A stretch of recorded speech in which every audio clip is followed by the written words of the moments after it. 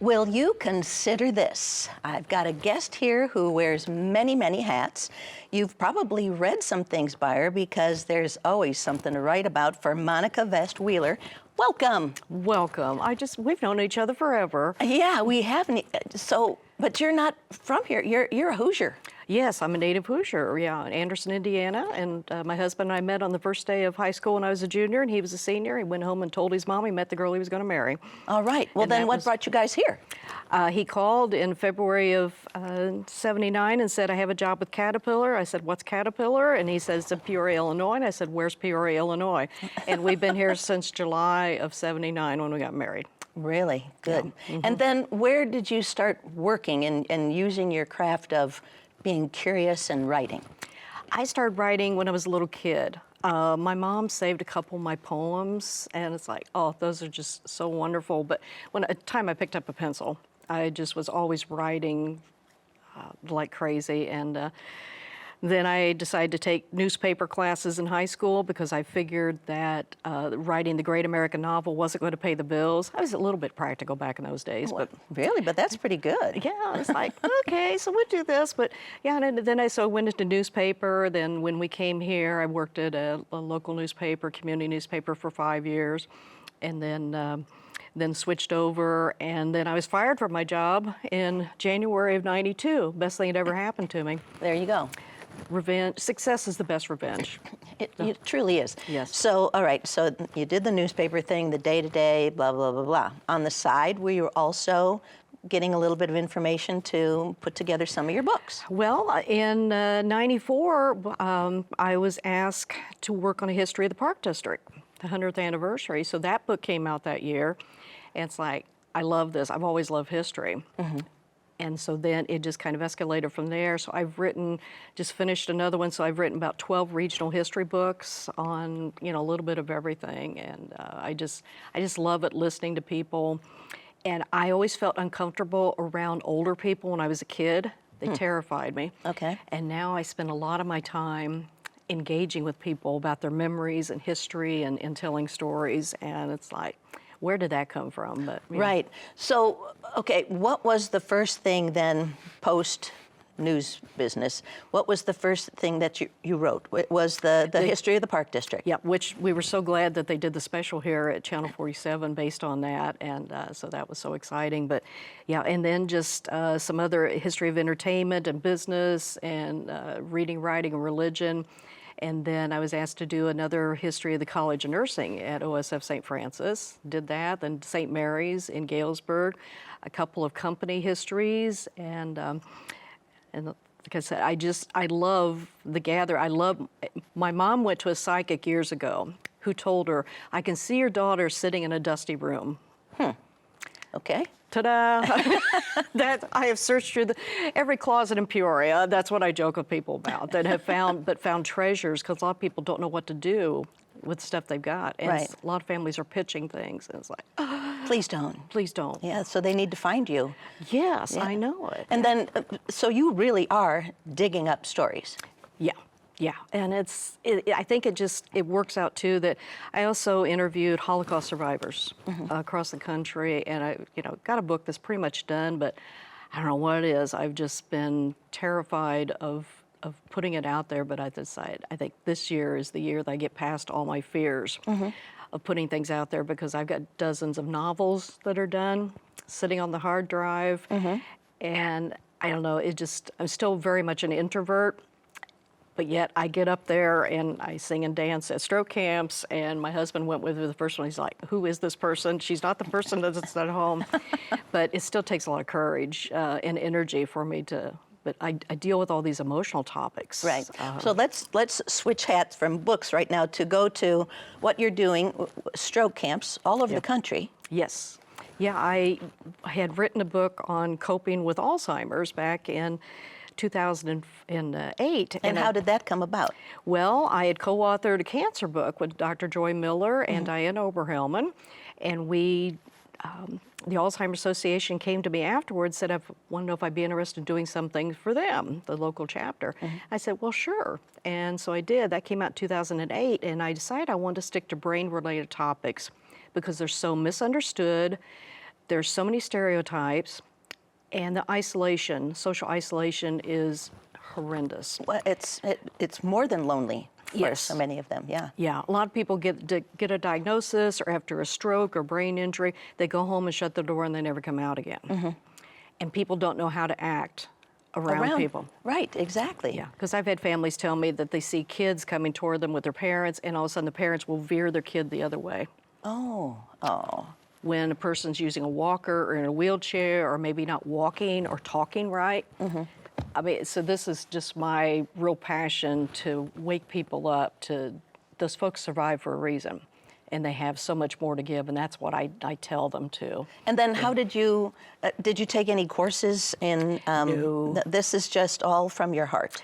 Yes, I just got a BS in BS. journalism. Yeah, that's right. Yeah, that's what I'm told all the time. Yeah, and I love that because I just no, I'm not a medical person, but I've learned so much about all this on the side because I've engaged with survivors and caregivers, and also with folks with brain tumors, brain cancer, Alzheimer's families are suffering something terrible. And so I become a mentor to Alzheimer's Association facilitators in Illinois and Indiana.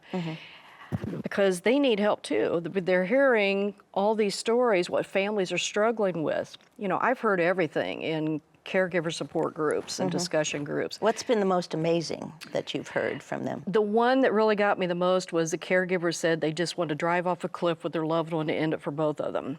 And it's like, okay, you need some help. Right. We need to get you some help. Right. But the frustration and being tired is taking a toll. It's a tsunami of caregiving. Society doesn't know how to 24 handle hours. it. Right. Yeah, and it's just, completing this book on the preemies at OSF St. Francis.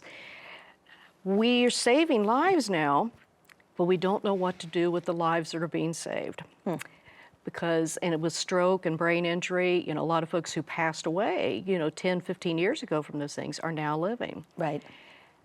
But they're not necessarily living, the Right. good life. Right, yeah.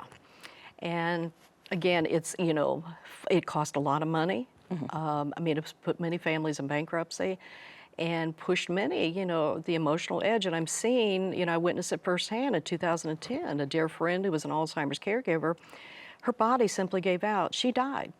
I was with her there at the last, and they couldn't figure out what was wrong, but she simply died. Her body Right. just said, I can't do it anymore. Right. And then her husband, who had no idea what had happened to her, he lived 4 more years.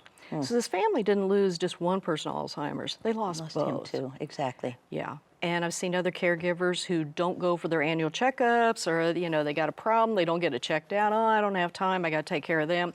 And then all of a sudden they got stage 4 cancer, and boom, in a couple months are gone. How do you direct them then? How do you steer them in what's healthy for them or where they can get help? Because obviously you've got a lot of those answers. Well, I tell them, I know you're tired of hearing this about when in the airplane, when the thing comes down, you put yours on before you help anybody else. But that's the standard line that's given, and it's trying to explain that if you think people are going to be upset with you asking them to help out now, they're going to be really mad at you if you die. There you go. And I That's also, just practical. I know it, and I tell folks, I don't want to read on your tombstone what a great caregiver you are. And I remind them, too, that your life is just as important and valuable as the person you're caring for. And sometimes the look I get back in the discussion group is like, really? I hadn't thought about it that way before. Right. And I've given a lot of hugs. On the end of the session, I just, when we meet in person, I give hugs on the way out. And they're like, I haven't had anybody turn me down yet. There you go. I like that. Yeah. I like that. So, all right, so you've worked with Alzheimer's patients and their caregivers and stroke patients Yep. and obviously their caregivers. You are also doing some things with Parkinson's patients too? No, I haven't, not directly, but I'm meeting more. We're finding more folks who've had stroke and with Alzheimer's are developing Parkinson's. Okay. I just was talking to some folks, but then also with brain injury, we're seeing where now they're finding many folks are developing Alzheimer's or dementia later in life after a brain injury. We discovered this firsthand with my father-in-law, who was diagnosed with Alzheimer's. We brought him up from Florida to take care of him up here because we had the most flexibility of the kids. And so I oversaw his care for 54 weeks from the time I brought him up until the day he died. And we made the difficult decision to donate his brain for research. Let something good come out of this. And the findings, he had no sign of Alzheimer's. He had vascular dementia from a brain injury 30 years earlier, which he nearly died from. Because he fell and hit his head on the concrete, bad skull fracture, concussion and everything. We didn't know he was going to make it. But my mother-in-law always said, well, if I know he's going to be nicer, I would have hit him in the head with a frying pan a lot sooner. But Well, you have to have a sense of humor about those things, yes, you too. do, and that's the thing, you know, because I get that out of folks. You know, I've had survivors tell me, yeah, I tell them, you know, what did you bring for the Thanksgiving meal? I brought the vegetable, and they point at themselves. Okay. And so this is where, and so I'm laughing, you know, with them, and it's just like reminding them, again, you're still here for a reason. You still have permission to laugh. And to live, and to love, and to cry, and to be loved. Wow. Yeah. Wow. And so this passion for you found you. I never expected. I mean, if you told me, you know, 20 years ago that I was going to be doing this, no, I'm terrified of people. Right. Especially older people. Yes. Okay. And, you know, in interviewing, you know, Holocaust survivors, and I heard every story out of them. Terrifying. And that's what troubles me so much about what's happening in the world today. Not Exactly. believing because, yeah, it happened. And the hatred and everything that is coming up nowadays, it's happening. It is hard to wrap your mind around it, Right. especially. Yeah. So let's talk a little bit about, this one really got you. This is about the NICU. Yes. So at OSF St. Francis. Yeah. And Children's Hospital. It's the neonatal intensive care unit. And Yeah. how did that come about? Dr. Tim Miller, who started the unit Yes. back in '73, he came to me in December of '17 and said, I'd really like to do this. You did a great job on the 100th anniversary and the College of Nursing and all this other stuff. And I said, okay, let me take a look at it. So when I fell in love with it. So I said yes before even thinking. Okay. But I said, I'm kind of in a bind because I take care of my mom, who was stage 4 cancer, and going back and forth to Indiana. But then when I came home, I did interviews with folks and started, and I thought, I love this project. And it's so overlooked that we set the standard here in Peoria. And a lot of people don't realize the advances. What we have here. Oh, yeah. And it's like, you know, quit putting down Peoria. That we were ahead of the curve in taking care of the tiniest of the tiny. Exactly. And we owe that to the sisters, because was that 1949? The unit was officially organized in '42 when they set up a separate unit for it. Okay. But there was a sister who ran it, and they had no training. Just treat them with love, feed them, keep them warm, you know, things like. Just like little pet bunnies and Right. chickens and stuff. They figured out they needed warmth. Yeah, and it was just amazing, you know, because then, you know, you hear stories about, you know, some of these babies that survived back then. It's like, how on earth did they do that? Right. And I remember one of the nurses I interviewed for this, you know, she said they were terrified when they heard that they had a 28-week baby coming in. And now they're down to 20 weeks. That's just amazing. Yeah, the technology and everything is just like, you know, there used to be all this noise within the unit, but they realized that was not good for the baby's growth and emotional well-being. So when the new Children's Hospital was built, there is a really large NICU now. Yes, yes. And more private, much more private. The private rooms make all the difference in the world. It's harder on the nurses. Because I went in depth with that with some of them, because they didn't get that opportunity to react and see things going on in the big room. Right. And that's when they would pull in new nurses and say, here's, you know, what we're dealing with. Right. So in the private rooms, but it's given the families the space and quiet they need, and given the babies. For bonding. Yes, because this is where, I mean, you know, back in the 1800s, some doctors were saying children who are separated from their mother, you know, but the preemies, they're suffering later on because they didn't bond with their mother. Right. Duh. Is it taking us all this time, to realize that? And so when I, interview these families and I talk to a couple families that lost their child, I'm sitting there crying right along with them, but they were so grateful that their story, their child will be remembered. And those have a very special place, in my heart, in telling of all this and figuring out, what can I tell about the story? But every story was completely different. And that's what made it so powerful. That's what keeps me coming back because, you get 12 people witnessing the same thing. They've all got 12 different stories, Right. and perspectives. Yeah. So Dr. Albers hired Dr. Miller. Yes. All right. Specifically to start a neonatal intensive care unit because we had a babies unit basically. Yeah, it was, I don't think they called it neonatal at the time, I can't remember, but it was just, everybody knew it as the preemie ward. And so it was just like heat, food, and whatever, because there wasn't the sophisticated equipment. And Dr. Miller was one of the first neonatal Intensive care doctors. that was certified in the country. Oh, And neonatologist, that's the word. Yeah, okay. I know. See, they threw all that terminology out, but yeah.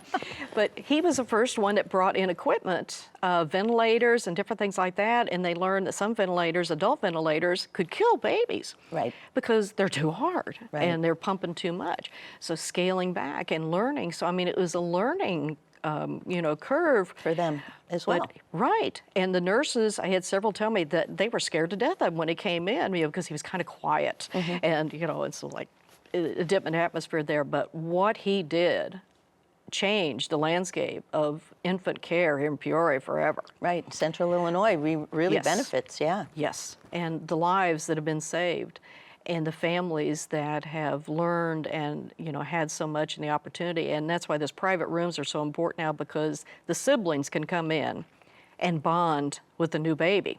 Whereas in the old unit, no, you can't No, do that. kids don't go. No, And because you'd have enough trouble getting them to wash their hands coming Right, into the exactly. unit. And that does take a lot. You stand there for 2 minutes, don't you? And Oh, scrub yeah. I and- remember Roz Helms telling me, where it was like, 15, 20 minutes was scrubbing your hands back in those days. You Right. didn't touch anything or leave because you had to repeat it. Right, exactly.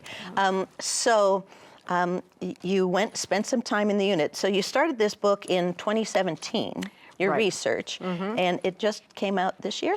In December of last 23, year, and okay. it started promoting it in January of this year. It just, like I said, there were times where I just had to step back. I stepped back from it for almost a year, and I'd send a message to Dr. Miller. I said, I am so sorry, but I just can't handle it. It's too emotional. Right. And yeah. Did that surprise you? Because you had been interviewing all those other people over time, and it was tearing at your heart, but this Yeah. one even more?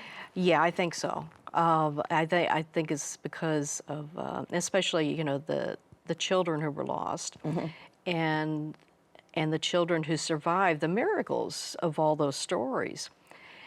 And that's why it's so important to put a face on what's going on. And the same way with stroke and brain injury, we need to put a face on this, and that's what I just felt like this mission, that this is what it's all about. Because government doesn't get it, insurance companies don't get it, society doesn't get it, but these are real people with real human needs. And struggles, right? Yeah, and so I'm not embarrassed anymore when I sit there and cry with somebody. Good for you, though. So it took a while for me to let down that wall within myself. So, I mean, I have talked with, folks that have shared stuff with me, and they'll say, I've never told anybody that before. I say, thank you. It's okay, right. So how do you decide what to include then when you get stories like that? I mean, how do you edit yourself? Oh, it was so hard to narrow down, and I only had a short space, for each story. It's like, okay, what's the basics? What's the difference? And it's like, okay, is this too much of a repeat of the other? It's like, sometimes, and I agonized over that. I mean, my husband would verify. I would just sit there in front of the big computer and like, okay, what do I do with this? And I think about the whole consequences. And it's like, and with my photography too, I shoot photos at all these camps of stroke survivors and their caregivers and brain injury and everything. And I check every single photo because a lot of people just slap up photos where somebody's looking bad in the photo. Right. I'll lose sleep over it, making sure that it is That done. everybody in the photo looks good. Right, I check people in the background, I crop out somebody or whatever because it's all about the human dignity too. It is. And we've lost a lot of that in today's society. So I feel like sometimes I'm this lone wolf, but I keep doing it because it is so important to our, and I've battled depression most of my life. And I've had friends and family who were concerned about me taking on such difficult subjects. Emotional, really deep subjects, yeah. Yeah, and then I've been a 5-time family caregiver for my father-in-law with the Alzheimer's, dementia, my cousin with, he had a heart attack and a brain injury, and I had to take care of him going out to California and packing him up, bringing him back to the Midwest, and I was the only one available, and this was during COVID. And then I'd take care of my mom when she had with lung cancer, and finding out, we go to one appointment and she says, I just don't want to continue treatment. And so I've been speaking to some medical professionals too about here's who you're dealing with caregivers. You get the one caregiver who's caught completely off guard. Right. You've got the others who are really kind of nasty. When I had to demand that my cousin get a test, a scan to see if he had a brain injury, the doctor said, oh, fine, we'll do it. And then the doctor called me later and apologized. You have to advocate, yeah. You just have to. So this is where I'm also trying to encourage people, don't just accept it because the doctor said so. And yeah, because we've got to be advocates. Who else is going to be an advocate for you and your family? Right. Yeah. You have to have somebody who's thinking or looking at the whole big picture. Right? Yeah. And, with my aunt, my aunt quit speaking to me 2 years before she passed after I'd taken care of her. And it's because she believed something that was not true. And then, then that last week of her life, I took care of her. And she apologized to me. So this is where it's the communication thing too. What are we getting so upset about in this world today? Right. It ain't worth it. No, it's not. Live your life and accept whatever. Yeah. So what's next for you now? I'm working on the a new Holocaust book. Yes, finishing that. I've just got to read through it one more time. It's like, okay, you got to let it go here. Okay. And that's at the newspaper days. They almost have to yank the pages away from me. We have to finish. We have to go to press, and that is just what is so difficult because I'm afraid of making a mistake. And so perfection has been a problem I've been dealing with for years. But you know what? That's your niche. Yeah, well, and as media people, we're trained, journalists, we're trained to be as accurate as possible. And factual. And if you make a mistake, you Own it. acknowledge. Own it. Yeah, Right. and it's like today, nobody wants to acknowledge they made a mistake. And I just shake my head and want to beat it against the wall when I see the journalism of our days is sadly evaporating. It is. And It's gone. society is suffering for it. I think you're absolutely right. Yeah. So, and then I've also interviewed a bunch of folks. I'm going to do a new volume on Alzheimer's, speaking to caregivers. I really got in depth. I spent almost an hour with each one of them and got into the emotional side of it, which is so often overlooked. We're treating all the medical, the physical conditions, but the emotional side of the patient, the survivor, the family members is so often overlooked. And that's where it does its greatest damage many times. And then with, I'm also working on a couple things, a project that I want to do about all these camps that I've gone to. I've gone to almost 140 stroke camps since 2008 as a volunteer. I drive the equipment van. They call me Iron Butt because I've put on more miles on the van than anybody else. But I do it just out of this great passion because the people I've met have changed my life forever. Well, your rewards are elsewhere. That's it. And my accountant yells at me every year, did you make any money this year? Well, I don't know, but, and she just nods and smiles. But it's that powerful because I grew up with the mindset of my parents were never happy with each other. I was an only child, and so I had this feeling from early on that I had to justify my existence. Oh, wow. They never indicated that, but that was something that I carried with me, so I feel like maybe that's what drives me a little bit more. You've got it now. Yeah. Awesome. And Well, thank you. Thanks for sharing all these stories. thank You know, you. and I've known you all these years and I didn't know a whole lot about you in the whole big scheme of things. Thank you. It's so good to connect with you again. You too, Monica. I hope you enjoyed hearing all she's got. She's got plenty of books. If you're looking for anything, you can find them. So thanks for joining us. And remember, be well.